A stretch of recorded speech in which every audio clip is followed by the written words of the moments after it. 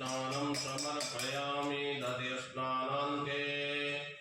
शुद्धोदकस्नानं महा इमं मे वरुणश्रुतियो मध्याचमिडया त्वामवस्य राचकेः ॐ घृतस्नानं महा नवनीतसमुत्पन्नं सर्वसन्तोषकारकं दीर्घतुभ्यं प्रदास्यामि स्नानार्थं प्रतिक्रियताम् घृतस्नानं समर्पयामि भगवते नमः श्री सांब सदाशिवाय नमः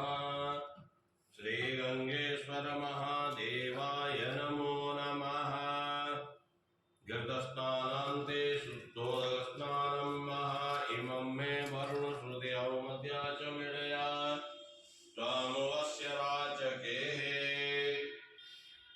ॐ मधुवातालिकायते मधुक्षरन्ति सिन्धवः मातिर्नः सन्तो गतिः मधुनतं मुतोगसो मधुमत्पार्थिवगुं रजः मधुमपागुं रसमुद्यसगुं सूर्ये सन्तगुं समाहितं अपागुं रसस्य जो रसस्तम्भो